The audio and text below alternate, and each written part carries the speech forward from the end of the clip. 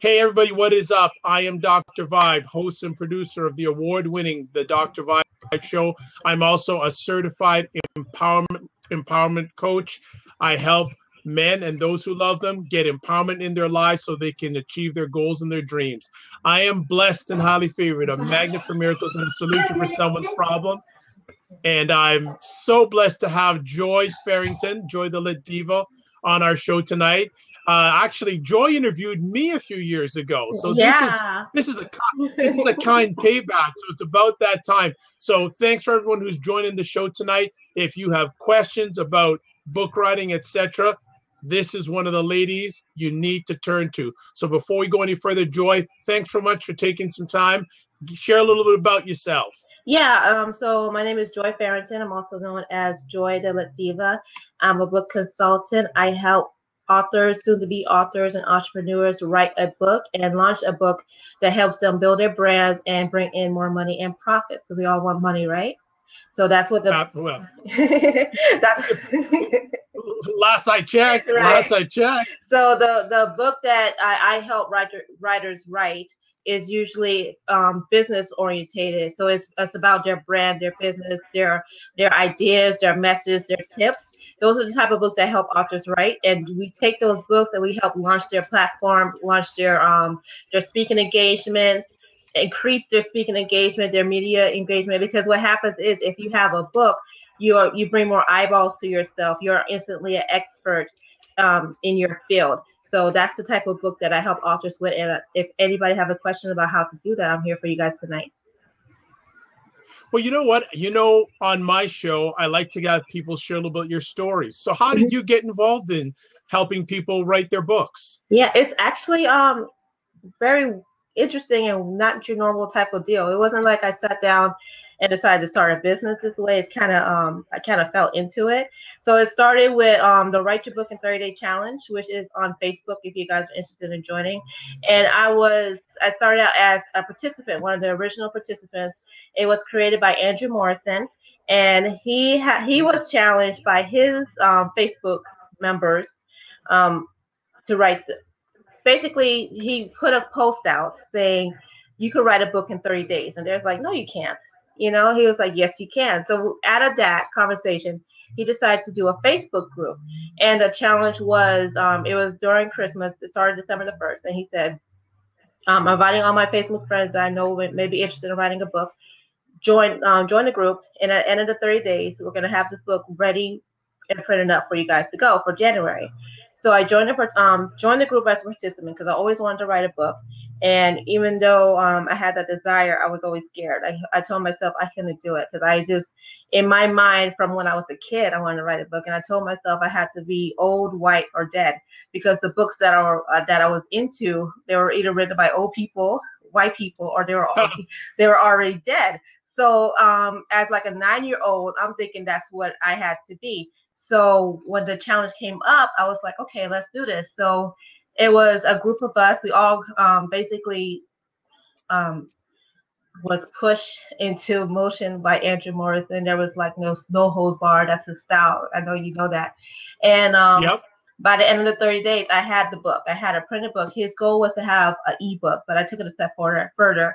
I did a printed book and an ebook, which was actually very easy to do because once you have one, you just do the other. And from there, that book is called A Literary Diva's Guide to Hosting a Fab Book Club Meeting, became an Amazon bestseller. And congratulations! Thank you. So Andrew was like, I guess he considered me one of his star pupils. And during one of his small business camps that he does on the weekends, he was like, I need you to take over this group for me. And so from there, it developed over the years into me monitoring the group and also starting a business around that. Because as I helped people, I myself became more knowledgeable into it as well. Because of course, you learn as you do. And I just became consumed with creating books and writing books and helping other people write books as well. So in doing that, and people were like, you're really great. How can you take it a step further? How can I work with you? And from there, that's where my business formed. So yeah, so it was a roundabout way of where I got to here today. As again, it's really about, like I said before, about when you write a book, become an expert. Even though my first book wasn't about being a book coach or a book consultant, it made me stand out above everybody else, and that's how I got from there as a book club president to where I am today. Congratulations. Thank you for sharing some of your story. Now, I know that there's some people online, and hey, you know what? If you there's a seat open if you want to join us. The comment section is open. I don't want to be the person giving all the commentary and conversation pieces. I want you to benefit from this, probably about an hour of information and just having fun, etc. So, Joy, let me ask you something. How has book writing changed from the time you wrote your first book to now? Oh gosh, like 1,000%. And even when I first started, it was already changing from a year before that, because digital publishing has really it has allowed someone to truly be a self-published author. So I remember when I first started with the book publishing process. Many of you maybe heard of Dan Pointner. He's considered the grandfather of self-publishing. And when you read his books, it tells you the large investment that you have to make as far as money in order to self-publish your book. And what Dan taught Dan is not relevant now at all. As far as you don't need 1,000 books in your garage. You can print on demand now. You don't need to spend thousands of dollars on your book cover. You could spend hundreds of dollars on your book cover. You could even have it created yourself. There's even Fiverr.com where you could create your book cover for $5. So the price to self-publish your book has greatly decreased. It used to be in the 10,000s to self-publish your book, and now, I mean, technically you could do it for free.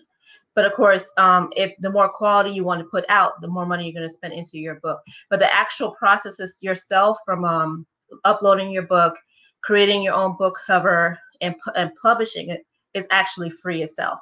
So it's such a huge difference. There's no way in like 1980 you could put out a book for free, unless it's something you ran off on your own printer. You know what I mean? There's no way you could do that. Whereas now, like I said, technically you could, even though I don't recommend it, because of course you're going to need an editor and things like that.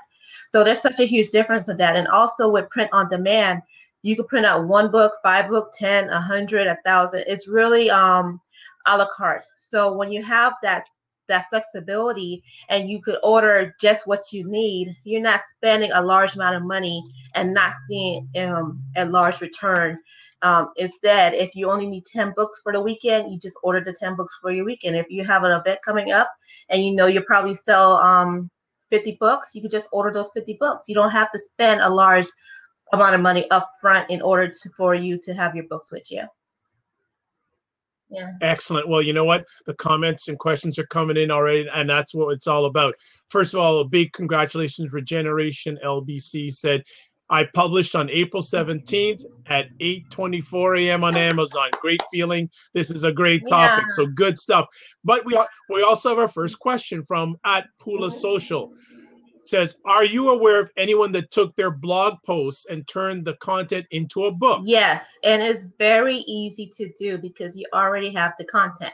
So a very popular website, which the title itself may offend people, but it's called Black Girls Are Easy, or Black Women Are Easy, and it's a very tongue-in-cheek blog website, and it's basically saying Black girls aren't easy, and it's a relationship website.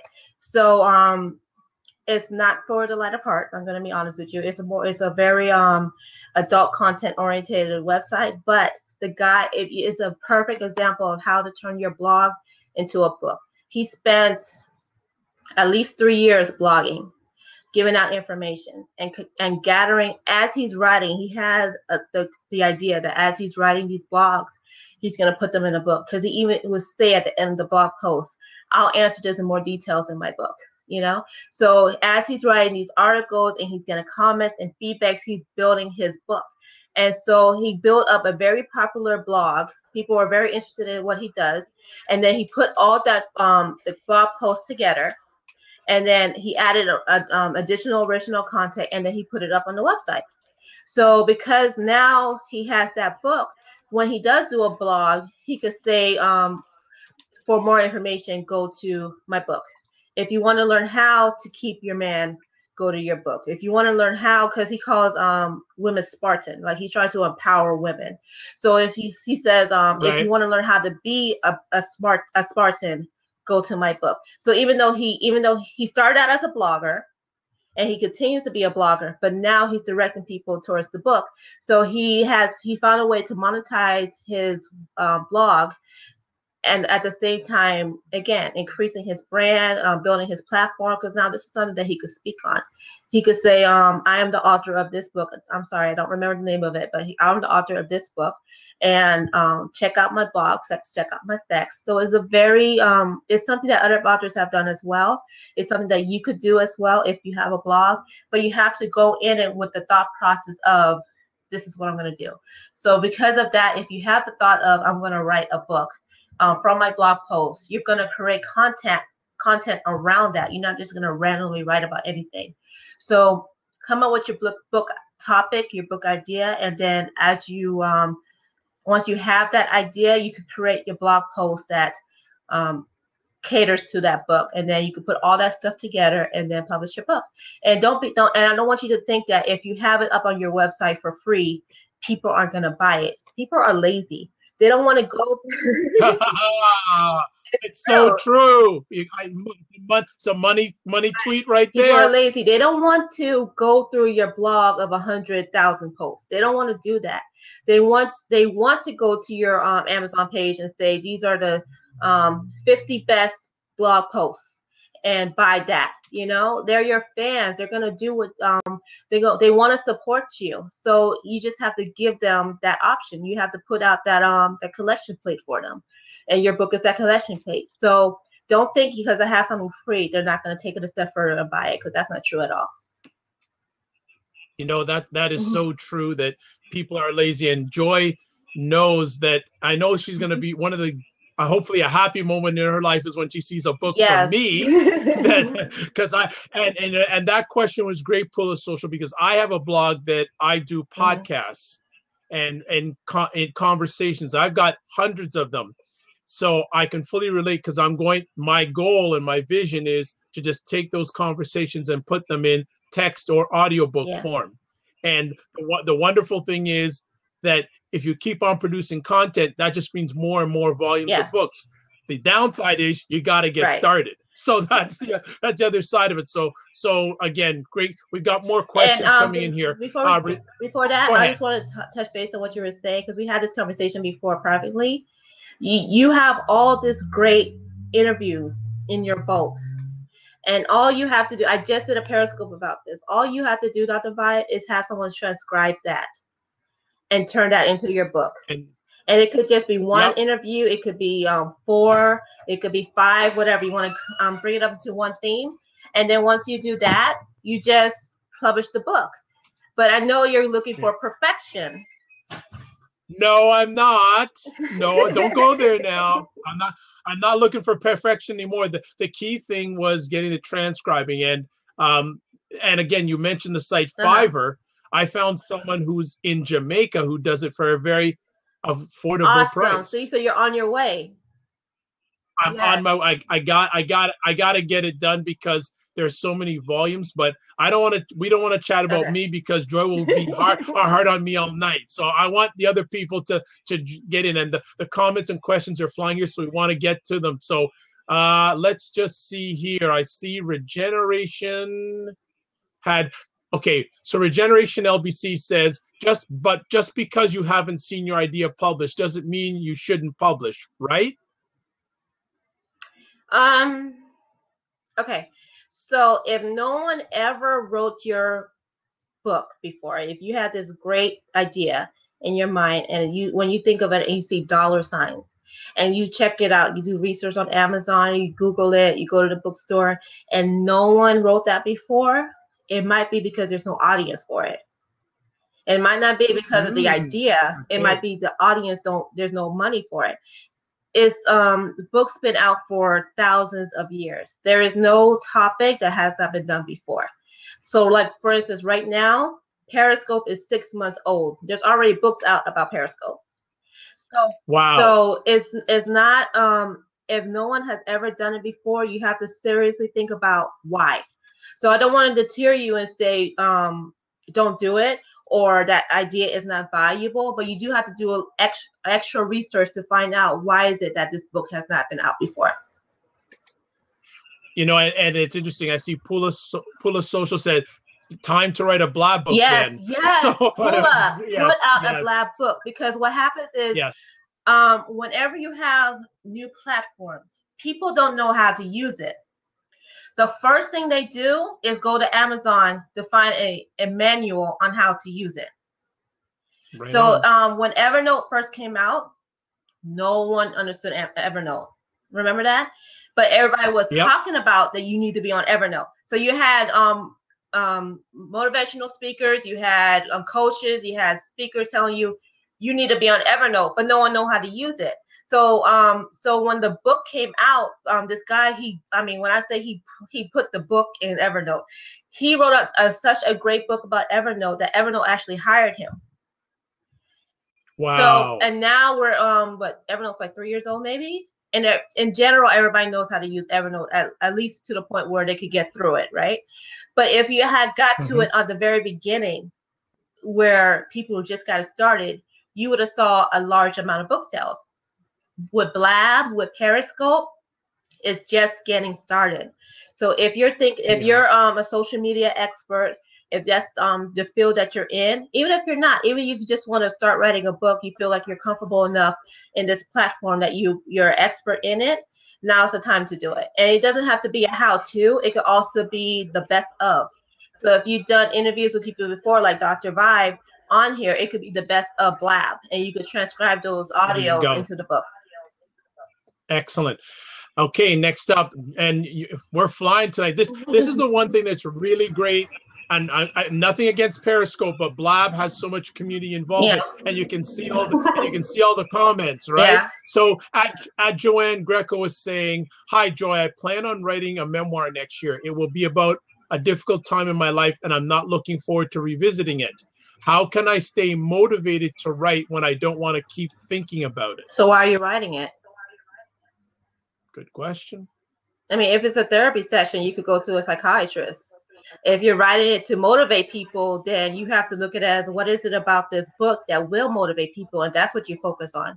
So so you don't have to delve so deep into your past that it brings everything up. You could just focus on the stories that will help people the most. Yeah, I think, just to add to that, everybody has a story that needs to be told. And if you're talking about an area of your journey, and correct me if I'm wrong, Joy, because you're the expert here, that you don't want to go back to, don't spend all the time on that. Take a look at how you overcame that. Yeah. That's what people want to see. Yeah, also with memoirs, I have to warn people, because everybody have a story that they feel they should be told. I think the stat is 81% of people have a story inside them, feel they have a story inside them. What you have to focus on is how your book can serve others. So don't start from, when you write your memoir, don't start it from, I was born on this date up to now. Instead, find a way throughout your storytelling that connects it from, let's say, for example, you went through a lot of trauma. Through that trauma, you gain a lot of weight, because people who gain weight, who are has emotional scars, the weight is a way to protect themselves, right?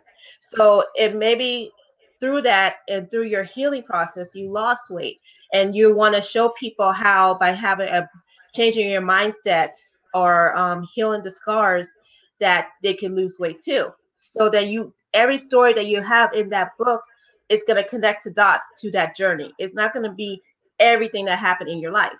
It's going to be the stories that pinpoint from, this is where I started in this particular journey, and this is where I am now. So you're not going to talk about Excellent. everything that happens in your life, but you're just going to focus. So think of it as a timeline. So this is where it started. This is where the drama started the most. And this is where I overcame it in the middle. And this is where I am today. And then finally, this is how you could do it too. Because you always want to offer even in a memoir inspirational, you also always want to offer how you can do it as well to your readers, because that's probably the reason why they pick up your book initially anyway. And just to piggyback to what Joy is sharing, how is it going to add positive value to that person who's reading it? Right. So it's not, that's right. It's not, even though it's your book, it's not about you, it's your readers. It's not about you. Absolutely. Yeah. So just to continue on here, I'd like to thank Bridget L. Charles for joining in, Hugh Quinnick, I hope I'm saying that right. And I'd like to give everyone respect. So at Bridget Charles has a question. Do you recommend purchasing ISBNs in advance? Yes and no. It depends. If you plan to write a lot of books, then yeah, because it's cost effective. So you could get one for $125, or you could get 10 for $225, or is it $250? So if you do the math, it's a lot cheaper to get 10 than one. But if you only plan to write one book, like the person who was talking about their memoir, maybe she only wants to write one book at this moment, and she doesn't plan to write another one for another 5 years or so, right? So that one ISBN will serve her well. And then for those who don't want to buy ISBN at all, whether it's because you don't want to invest in it or you don't have the money to invest in it, you can actually get them for free. So you could go to Create Space, offer free ISBNs. Lulu offer free ISBNs. There's a couple others, but those are the two I recommend the most. And they are listed as the publisher. So it won't be published by Dr. Vibe. It'll be published by Create Space or published by Lulu. So that's the thing. So some people don't want that. So if that's the case and you want your name on there, you want to be listed as a publisher, then of course you want to make the investment and buy your ISBN. If you don't care, if you just prefer just to get the book out there, or you don't want to spend the money, then you could do that as well. So it's really up to you. Okay, good stuff. In regards to when potential clients come to you, what are some of the common challenges they express to you when it comes to book writing? The biggest one is, I have a book. I want to write the book, but I don't want to write the book.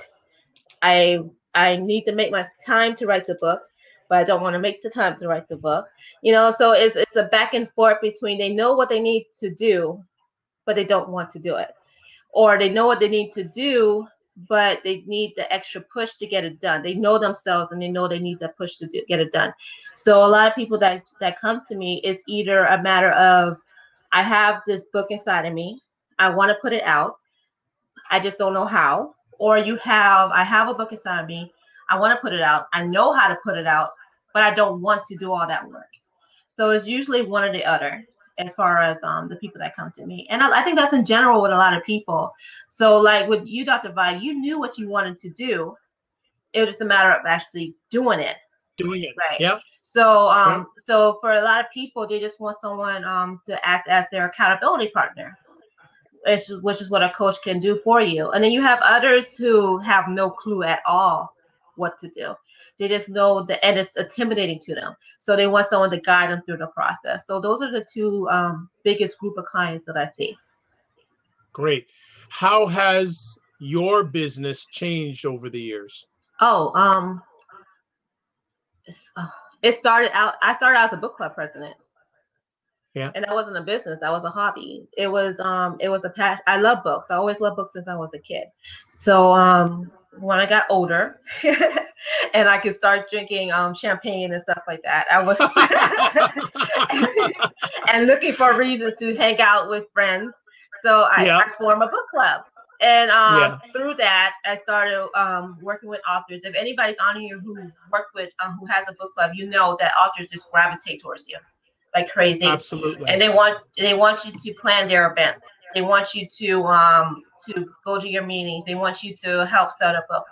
So not directly, but like in an indirect way. So because of that and working with authors, it started from just basically like sending out an e-blast for them, or or connecting them with one group of book club members to another, things like that. And I actually started out as I should say started more like dabbling as a book marketer, so a social media book marketer, and from dabbling, I became more involved with it and learning the process, and then I started like officially, professionally offering the services, and from there, and I saw the business was going, and I told myself I don't want to market people's books anymore because I feel that they think if they send out an e-blast they're gonna make all this money, and I knew that wasn't true. There's so much more to it, so I wanted to be more involved in the process. So yeah, it's been a gradual journey from there. I want to address a little thing here that Pula Social has just put up, saying, related to what you just said, we have a relative that truly needs to write a memoir, and they need just to write that book already. The problem is they are 75 years old, still working, and just don't have the time. What's the best way would you recommend to get their story documented? Then let them record everything with audio, and then let someone like yourself write it or transcribe it. Yeah, I think that's the best way. It's just, but even if you do that, you have to get them to sit down and do it, And you were saying that they're too busy working, so you still have to find the time to get them to sit down and talk to you for hours. So that's the easiest way to have it done. And you could either hire a ghostwriter or you can have it transcribed. And with a ghostwriter, what they do is they will do the interviewing. They will get all the information. They will either have it transcribed as part of their package, or they will gather all the interviews and put it together themselves, and then they will create the book for you. It's a higher price package. When you work with a ghostwriter, you're talking about tens of thousands. So it's not something that you just quickly do, and it's not what's what I'm looking for? It's not something you just say, oh yeah, I'll just do that. It's something that you really have to think about doing as far as investing in a ghostwriter. It's an easier process, which Dr. Vibe is going through now, is taking the audio and have it transcribed. And if someone in your family is willing to put the book together from the transcriptions, it'll be cheaper. And also because you're a member of the family, you have a more personal relationship to the stories, and you could reformat the stories, write the stories in a better way that caters to what you feel that your family member would like the most. So those are the two main options. And as far as the audio, you have to somebody has to come up with what are we going to talk about.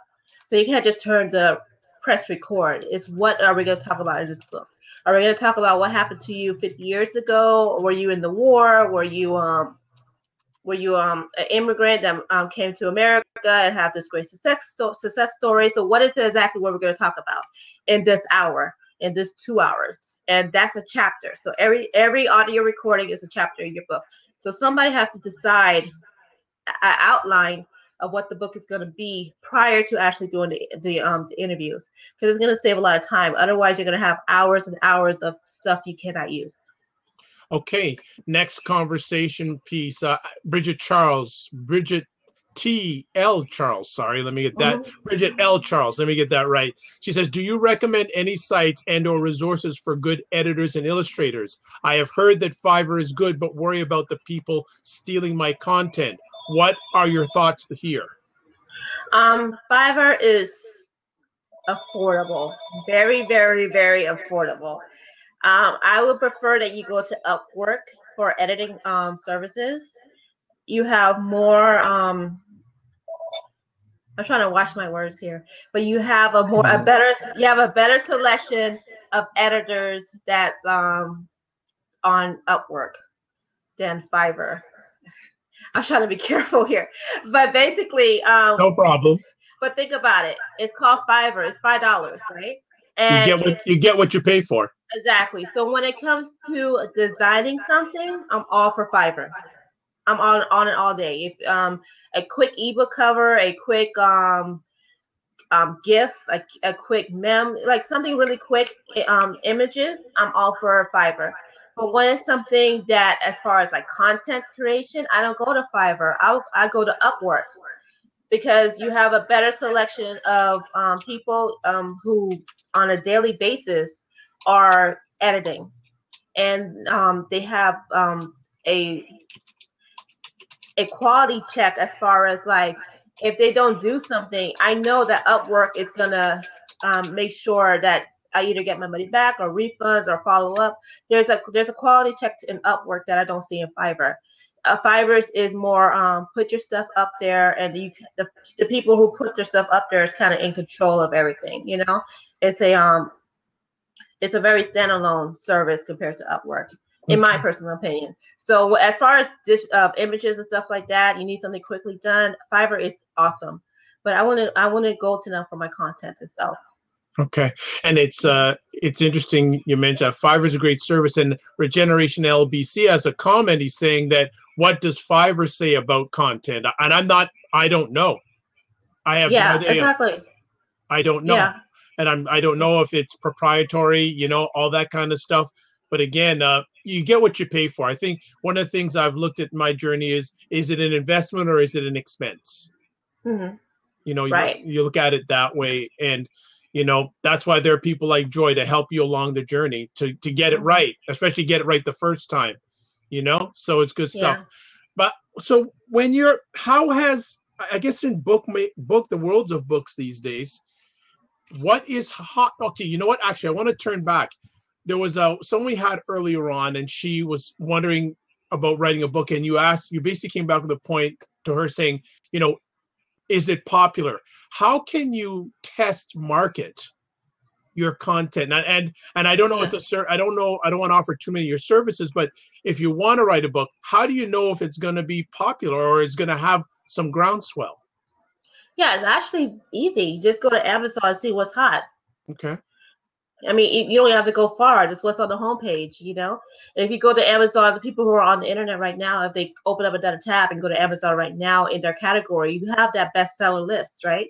You see what's selling right now. So I'm not looking at Amazon, but I'm going to assume if I go under the social media category, I'm going to see books about how to do business in Instagram, Pinterest. You're going to see a couple with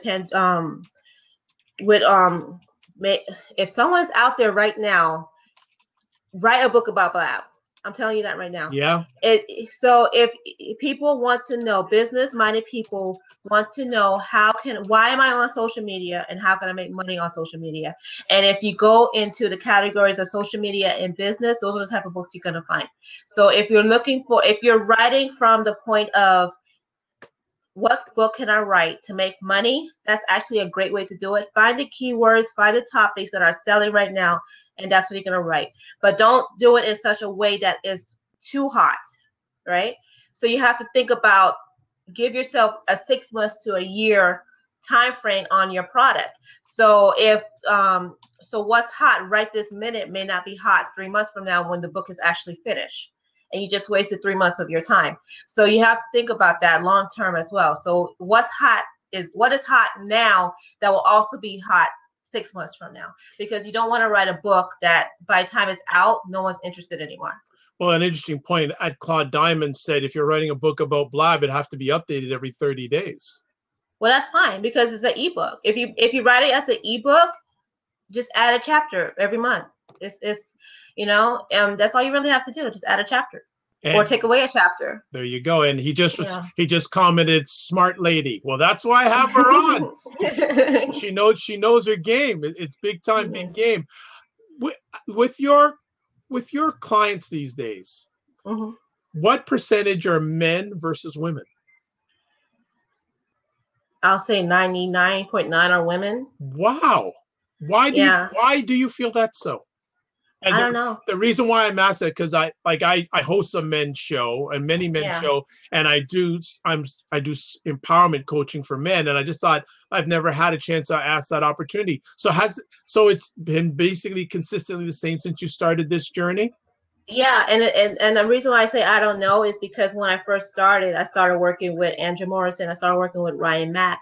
So you would think most of my clients will continue to be men, but actually it's women. It's women within a a certain age group. I'll say between 40 to 50, 60 years old, something like that. So they have a business already. Oh, you know what? They have a business. They're semi-seasoned in the business. They're not completely new, but they're not to the point of Oprah.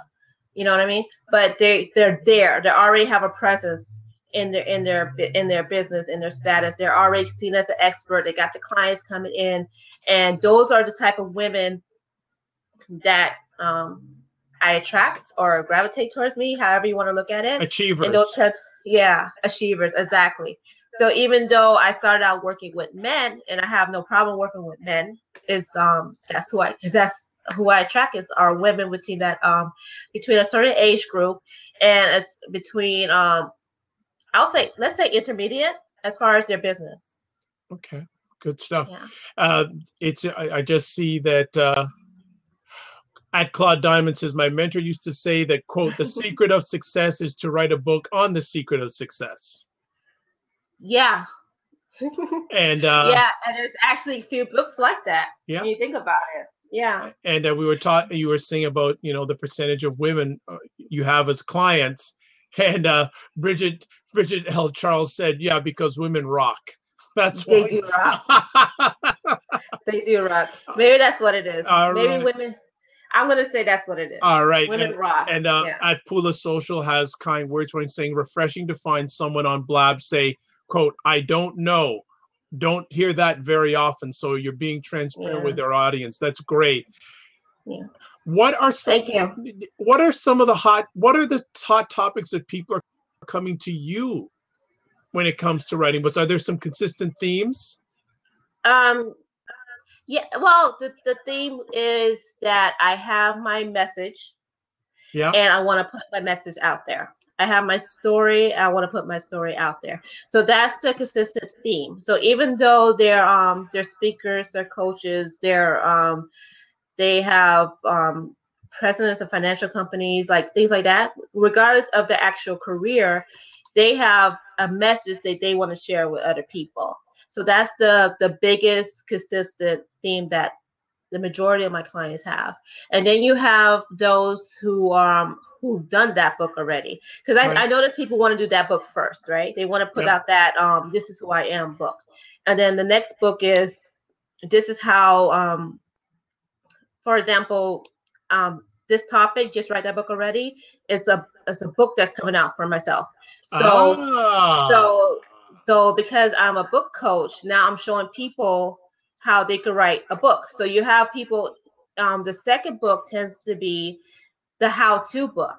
This is my business, this is what I know, and this is how I can help you book, or the steps to doing this book. For like you, Dr. Vibe, it could be how to set up a podcast show book, or how to get interviews books. Yep.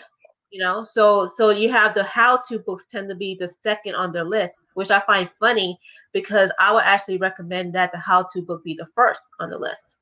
Okay. Because that's what, and when you think about a sales funnel and you want people to come to your business, then the how-to is the perfect one because they're able to test your services for $10. They buy the book for $10 and they're like, okay, so this is who that person is. Like Dr. Vibe, if you had a online course for, let's say $500, where you take people through all the many steps of setting up a podcast show successfully, they may start off at your $10 book and say, you know what, he's such a great person and he knows what he's doing. I'm going to invest into the course. You know what? And I know if Claude Diamond is on, I know he's a marketing guy. So I'm gonna get to him more, but I got some more questions. At Regeneration LBC says, have you ever told someone they shouldn't write a book? And if so, what made you say no? Yeah, I have. I didn't tell them I didn't tell them they should not write a book. I told them they should not write that book. And the reason why was because it wasn't I have a thing about autobiographies. In general, they're boring. People don't realize their autobiography is boring because it's their story and it's personal to them. They don't know how in general, of course. They don't know how to tell the story in such a way that the readers are going to be interested in it, because it's a very me storyline. And a perfect example is Right. Bill Clinton. I was going to say Bill Cosby. Bill Clinton. Bill Clinton wrote a book. Well, they may have some things in common, but we're not going to go there. So there we go. No, Yeah, we're not going to go so there. Bill Clinton had he came out with his memoir, and you would think it would sell like off the chart. But the thing was, the only thing out of that book anybody was interested in was Monica Lewinsky, and that was not in the book. You know, Yeah. so it's not. Yeah. So even though Bill Clinton is a former president, he's done all these amazing things with his with the Clinton Foundation and everything like that. It was that small section in his life that people were interested in, and it wasn't in the book. So you know, so it's not. It's you think your story is interesting to others, and verbally it's interesting to others.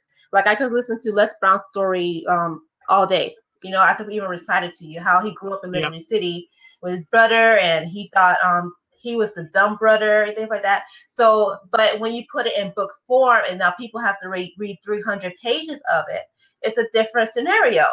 So, when people tell me they want to write an autobiography, I try to deter them away from that and tell them they could still tell their story, if but in a different way. So if going back to the example earlier, tell your story to show how you overcame something and how the reader can overcome it as well. Because now you're bringing the reader into your life instead of just putting all your information out to them. Now it's a two-way street. So you're helping them by basically showing them how you helped yourself. Well, we'll get to our next conversation piece from Bridget L. Charles in a second. And Claude Diamond is being a little bit of a comedian, says he wouldn't let Bill Clinton or Bill Cosby date his daughter. So we're going to close that. That's just last comment on that. All right. Bridget L. Charles has a question. The market seems to be oversaturated with authors, coaches, and speakers. How can you make yourself and your product stand out from others? Yeah, it's Great question. Sorry, I'm getting comfortable. So the question is, how can you stand out? And you don't have the same followers as somebody else do. So it's more about connecting with your community and focusing on your community. So like we were talking about Les Brown. Les Brown is a motivational speaker. Zig Ziglar is a motivational speaker. They don't attract the same audience. Now, people who know Les Brown also know Zig Ziglar, but they don't go to their same conference unless they're speaking together. They will prefer to either go one to the other. They prefer to buy this book versus that book because they both attract different groups of people. So you have to find out who your community is, who's attracted to you, and who you bring into your community. And it may not be who you think. So like I was talking about earlier, when I first started out, I was working with men. I was working with businessmen between well, I don't want to put Andrew Morrison age out, but it was a certain age group. We see a certain age group, and that's who I thought from working with those two initially. They were my first two clients. Working with those two, I assumed that's who I was going to continue to work with, and it wasn't. It turned out to be women because that's who I was attracting, and that's who connected with me. So I could either push against that or work with that or go with the flow. So I chose to go with the flow because it wasn't like a big thing to me, you know. But I do know some people, some clients who are insistent. This is who my audience is. This is who I'm talking to, and it may not be them. So they're writing a book for the wrong group of people, and of course their books are not going to sell, you know. So you have to find out. And I give them the example, and I give them an exercise that you guys can do right now. You have to find out who's your audience, and once you do, create I call them a true fan, right? And you're gonna create an avatar for that person. So who they are, what they do, their name, where they live, how much money they make, social media sites they like to go to. You create this whole persona, and as you're writing a book, you're talking to that one person. So let's name her Sam, you know. Every time you write in your book, you're writing to Sam. You're not writing to Sam and John and Bill and Clinton. You're not writing to everybody. You're just writing to Sam. And when you only write to one person, it eliminates all this other. We tend to want to write for everybody because we assume if we write for everybody, or if we market for everybody, or our business is for everybody, we won't lose out on money. And what you're actually doing is you're focusing everything out here that you're not focusing on your core audience. So you need to focus on your core audience. So find out who your core audience is, create that one person, write to that one person, and that's who you're gonna sell your book to. Now what happens is once you have that core audience, you may attract other people. So you have Harry Potter, for example. J.K. Rowling wrote that book for her son when he was she used to tell stories to him at night bedtime, and then she wrote a book for that. So the core audience for Harry Potter is, let's say, 11-year-old boys, right? But adults read the book, girls read the book. So even though she wrote the book for little boys, she attracted a large following because people found something in her story that connected with them. Whereas if she wrote that book for everybody, it wouldn't have been as successful. So don't worry that because you only focus on one key group, you're going to eliminate everybody else. You still be able to attract other people to you, but your marketing is going to be easier. The way you message your book and package your book is going to be a lot easier if you just focus on a core audience. And then if there's pieces in your story that attract people that's outside of your core audience, they're going to come to you without any effort. Exactly. Yeah. Exactly. I agree. It's one of the lessons I learned very early in my journey online was one of my mentors said, what is your core message? Right. And always make sure your messaging sticks to that core message. It can change. Your core message can change, but whatever you do around it has to come back to that core message. And everything goes back to that. If you think about like karate or kung fu, they always talk about the core, right? Or yoga, focus on your core. So there's always that element in any situation, marketing, exercise, health, fitness, whatever. They always talk about that core essence. So that's what you have to think about as well when you're writing your book. I'm going to ask you an interesting conversation piece. Oh, hold on a second. Oh, actually, Claude has I like this, so I don't have to ask questions. If people are asking questions saying, at Claude Diamond says, shouldn't book be viewed more as a marketing tool rather than an income generator? I would hope that every marketing tool is an income generator. You know, isn't that the end results? You have you're doing something in order to make money. You know, I'm everybody on here, I'm assuming, is on here because they want to write a book to make money. You have people who want to write a book because they have a story to tell, and that's all they want to do. You know, which is fine. But if you have a book and you're going to use it as a marketing tool, I hope that you use it in order to make money. So whether you use the marketing tool to generate money just for the book or use it as a platform, you give it away. But then because you gave it away, you got speaking engagements now. Or let's say there's some people who have sponsors for the books. So they get the book sponsored. Like however you use it as a marketing tool, at the end of the day, it's going to be money coming in as a result. Well, it's actually interesting because and Claude agrees with what you're sharing with the audience. We were discussing titles for this blab. And one of the titles was Joy wanted to put out there was having your book as your business card. Yeah, I tell people that all the time. I actually Can you expound on that idea?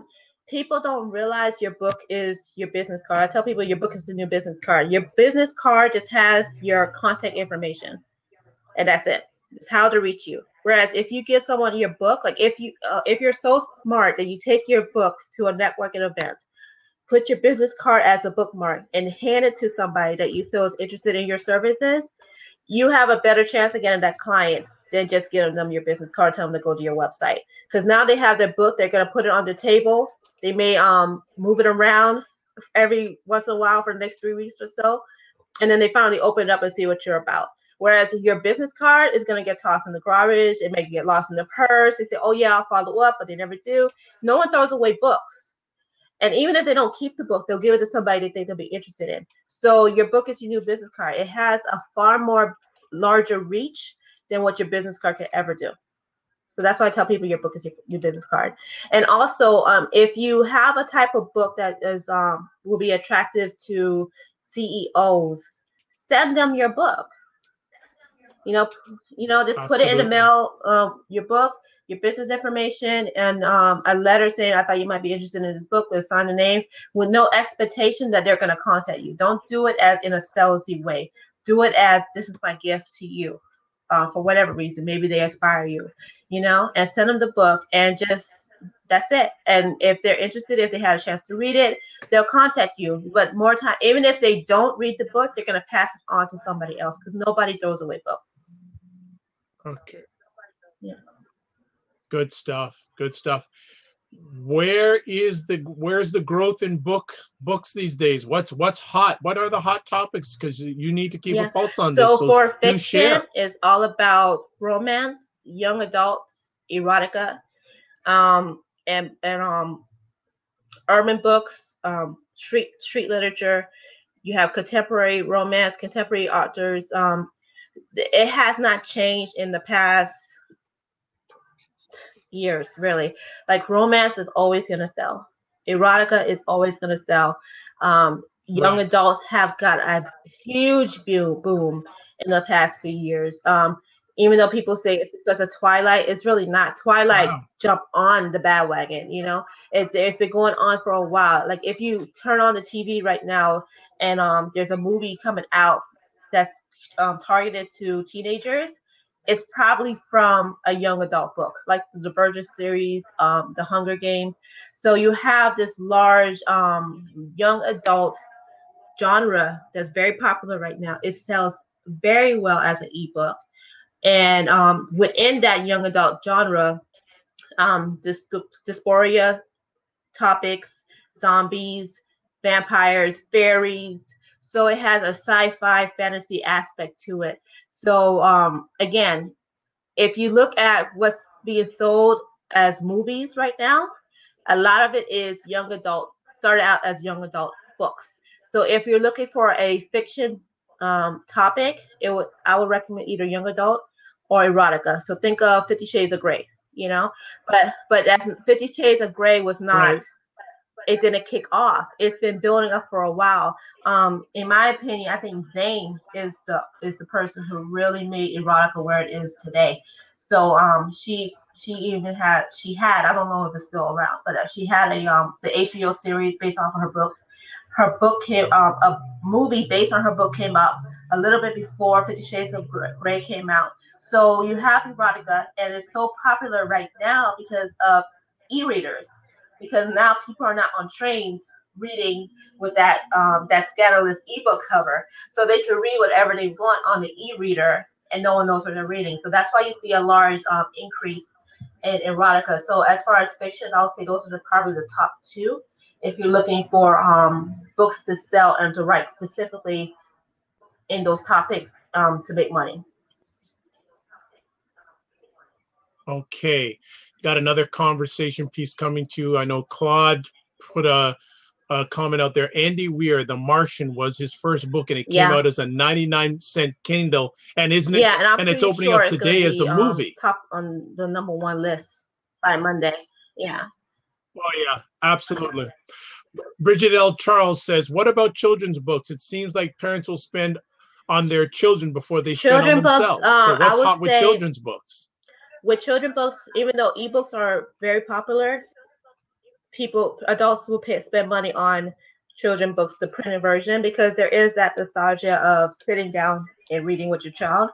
But ebooks as children's books sell very well as well because it's instant, So if you have kids, you understand the need to find something to entertain them right now. So if you could download an ebook right this minute so they can be quiet for the next 10 minutes, you're going to do it. And Kindle has actually a great program for that. They have the Kindle for Kids, and they also have a program. Once you buy the Kindle for Kids, they give you for like 2 years. So basically you could upload any books within their library for kids within that 2 years. So children's books as ebooks are great, and as printed books as well. And within children's books, there's a greater need and a greater cry for diversity. So if you want to write a children's books, add diversity to it. Special needs, race, gender. Those are the books that are getting a lot more attention now.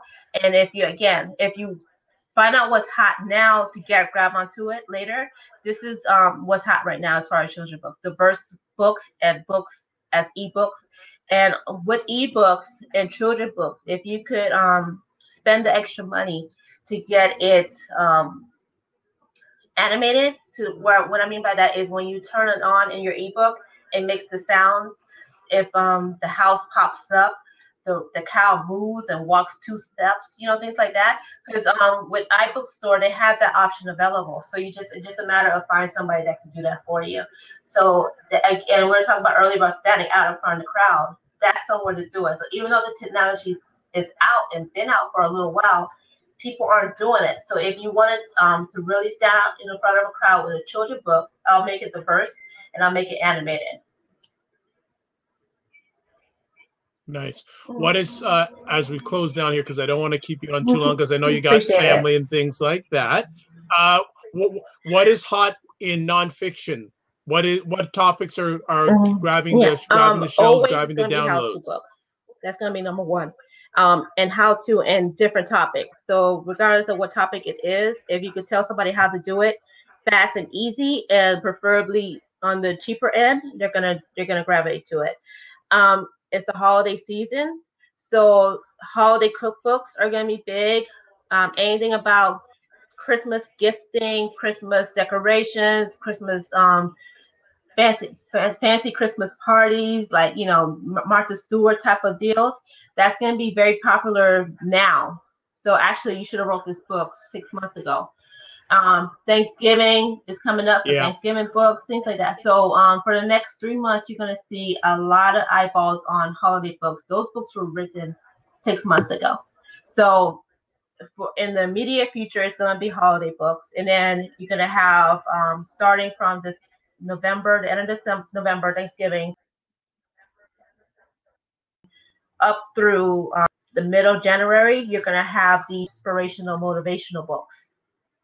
Because people want to, you have the New Year's resolution crowd, right? So think about gyms. You're going to see a lot of gyms say, come to our gym for only $10 to join. Sign up now, because they know that people are starting to think about 2016. So if you are planning on writing a goal book, a motivational book, a how-to book, how to get started in your business for the new year, or how to write a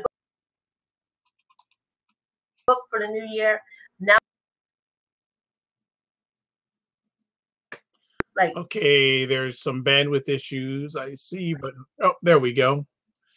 Okay, so Joy's just still with us. There's some connection issue. Joy, you can still hear us?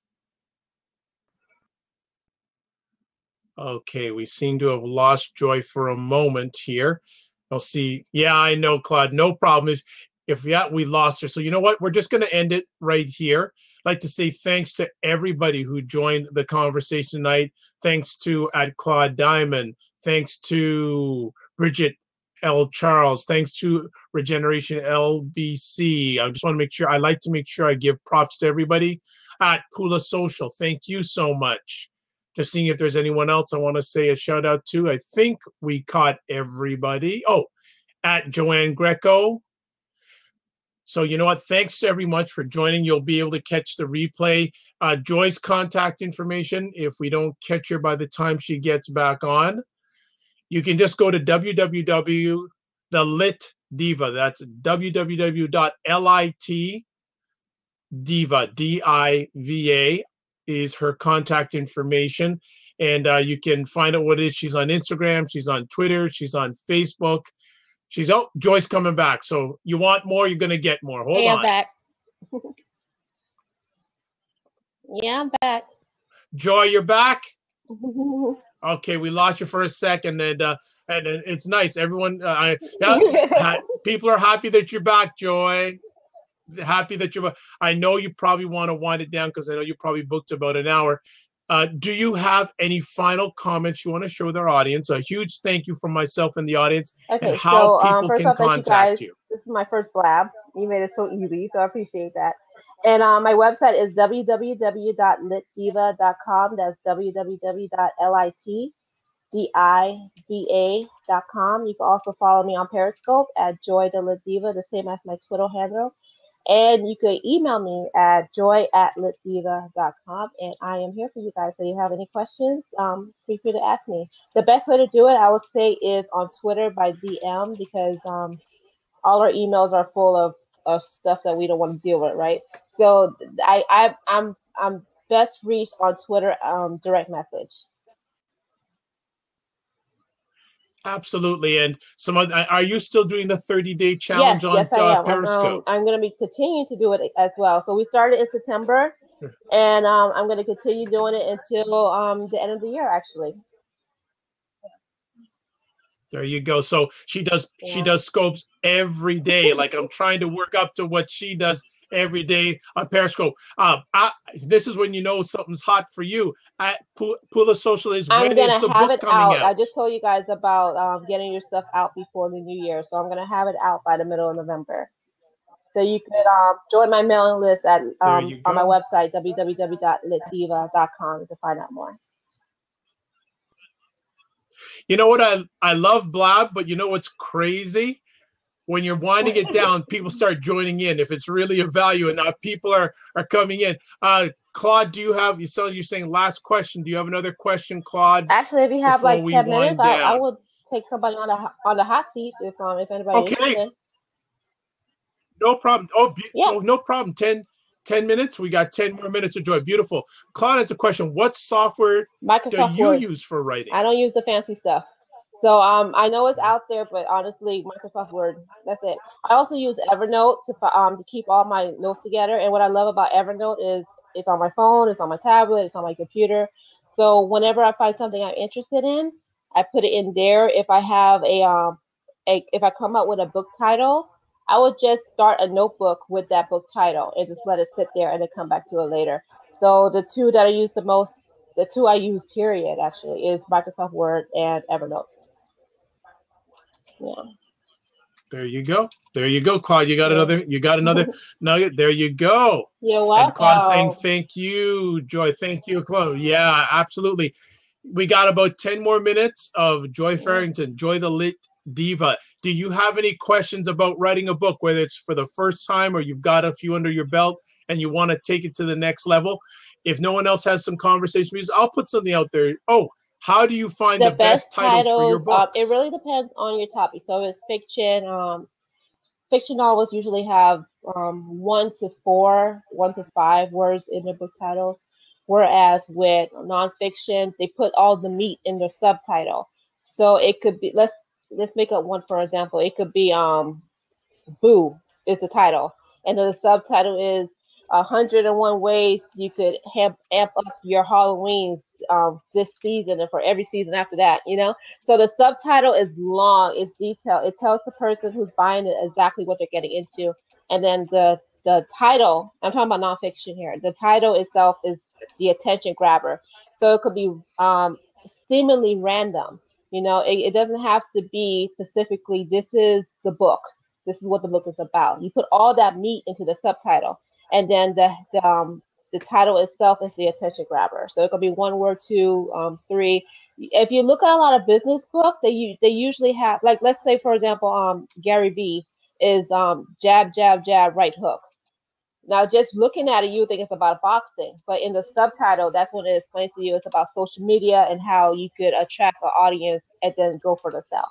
So it doesn't necessarily have to tell you in the title itself what the book is about, because you want to spend that lens your attention and then use the subtitle to explain it. And then with fiction novels, it's usually with fiction novels they have a way of tying in the title with something that happened in the book, or it's about the main character. So like with Harry Potter, so it's Harry Potter and then the Chamber of Secrets, and then the next one is Harry Potter and. So it could be that. It could be Zane. She's very good with her book titles. She used the book titles to attract you. You know the book is about sex because the title itself is about it. So like Afterburn, you know, things like that. So you could, again, you have to really think about how can you attract people to even look at your book. So that's the best book titles are the ones that do that, that sell themselves. Between the book title and the book cover, you're selling. You are not there at the bookstore to sell your book. So you have to remember that your book title, your book itself is going to sell it for you. So you have to put the time and investment into thinking about what's going to grab people's attention, and the colors of the book covers. Think about the colors. Think about the images. So don't just put something out there like with business books. You know, you have reds, you have white, you have black, purple. Those are and blue. Those are the colors that people tend to use, and it's for a reason. You know, blue is very friendly. It's very open. Purple is majestic, royal. Um, like Oprah. When I think of Oprah, I think of purple. There's red is like get it done. You know, there's a masculinity to red and black. So you may see you see those colors a lot when you see book covers. So business book covers. So between the book cover and the book title, they all have to tie together because they're going to do all the selling for you when you're not there to do it yourself. You know what? We're going to probably get one or two more questions in. I just want to say a shout out to at MYM Life Coaching and also to Cherise Taylor. But at MYM Life Coaching has a question. Okay. He says, is there a minimum or maximum number of pages that a first book you author should be? Oh, I'm so glad you asked that question because people have this misconception that the book has to be a certain amount of pages, and it doesn't. Your first book could be 30 pages. Your first book could be 50. It could be 100. It could be 200. It's just a matter of the content. So don't feel that you have to put a lot of fillers in. So a great example is a diet book. When you buy a diet book, you only want the diet plan. The diet plan is 2 pages. And then you have the recipes, which is another 20 pages. But you're getting a 200-page book about the science of it and how the diet came about. And you don't really want to hear all that. You just want the diet. You want to start Monday. You bought the book Sunday night, you know? So you don't put unnecessary fillers in your book because you feel that you have to have a certain amount of pages. We are at a stage where people don't want that, especially if it's a business how-to book. They just want to know how. I just want to know how to join Periscope. I just want to know what the hearts mean. Why do I have to tap the screen? You know, things like that. Yeah. So that's all you want to know about Periscope. So you could do a quick introduction about the history of Periscope because, you know, you want to offer that value, but don't spend 3 chapters about it, you know, unless the book itself is about the history of Periscope. People want to know how to get on, how to get followers, how to get hearts, the importance of hearts, and that could be 5 chapters. Yeah. You know, it could be a 50-page book, and that's it. And your book will sell compared to somebody else who has a 200-page book full of fillers about Periscope that no one's interested in.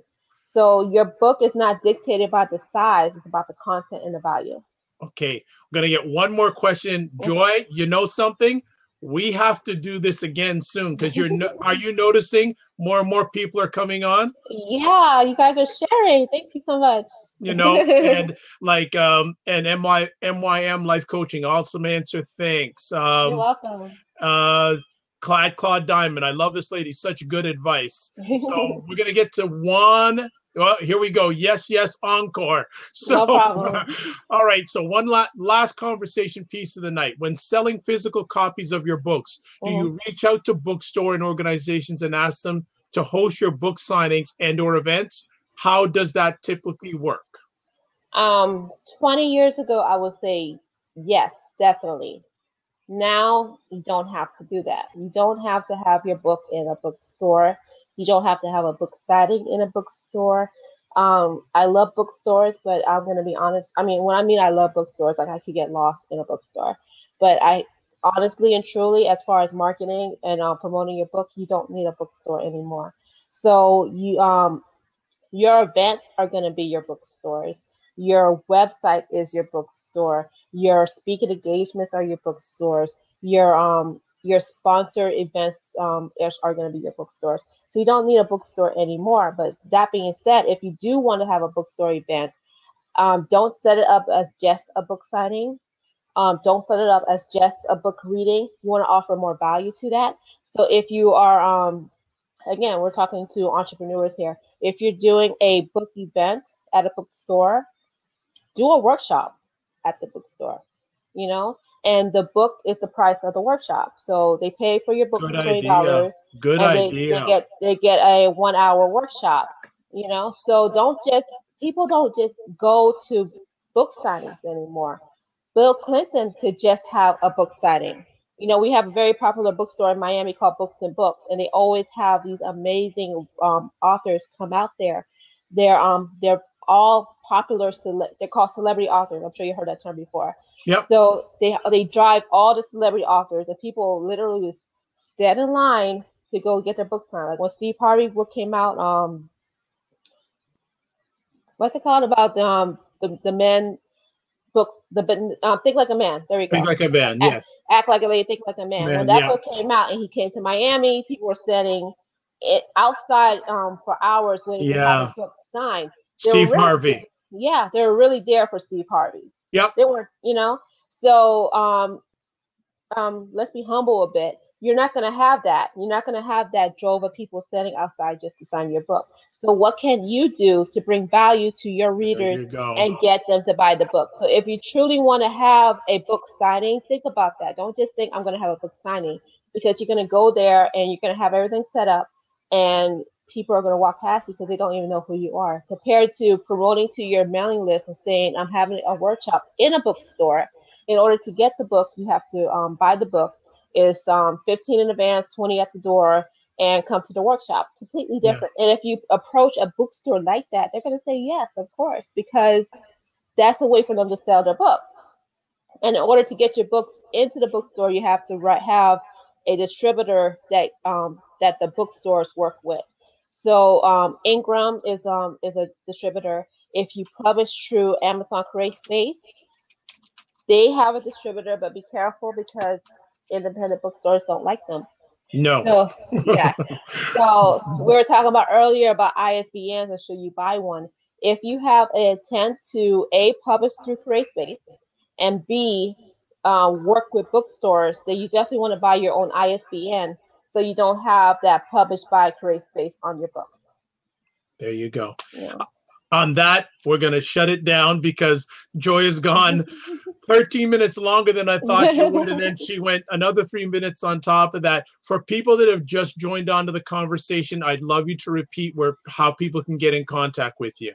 Sure. So it's www.litdiva.com, LITDIVA.com. You can also find me on Periscope. I Periscope nearly every day, just like every day. Yeah. At Joy the Lit Diva. I'm also on Twitter at Joy the Lit Diva. My email address is joy@litdiva.com, and you could direct message me on Twitter at Joy the Lit Diva. Joy, this was, as I like to say, this was money. This was money. I really appreciate everything you have done, you're going to do, and what you're doing is absolutely fantastic. And I know that if I don't put a book out, you're going to come from Miami and hit my bald head in Scarborough and say, Dr. Vibe, I gave you all this stuff. What are you doing with it? So you have inspired me to keep on going and keep on doing it. The audience is there. And the last comment I'm going to just share is from Pula Social. She said that this was the first blab that she's watched all the way through. Oh, that's a wonderful testimony. Thank you so much. I appreciate it. Yeah, that is huge and large. So thank you so much for that comment. We're going to be back. I'm going to hold Joy. She can come back within 30 days. Would be great. And maybe we may start a series. And the real added value next time, guys, jump in. Yeah. Take a seat and jump in. Love the comments. Nothing wrong with that. Hey, but we want to see you and get interactive, engage with you. So next time we're speaking, we're going to have people in the seats. Yeah, we're going to force somebody on the hot seat next time. Exactly. Would love it. Jump in. So we're going to do something in a month. Myself, I'm Dr. Vibe. I'm the host of the award-winning Dr. Vibe show. I am also a certified empowerment coach. I help men and those who love them get empowerment in their lives so they can make great decisions and also reach the visions and dreams that they have not been able to reach. As I always like to say, you're blessed and highly favored. You're a magnet for miracles and your solution for someone's problem. Check out the replay. It'll be on Blab, and also I'll be posting it on my own site, thedrvibeshow.com. You can catch me on Twitter. You can catch me on Instagram. You can catch me on Periscope. Not as much as Joy, but I'm getting it there. So as always, God bless, peace be well, keep the faith, and bye-bye, Joy. Bye. Bye, guys.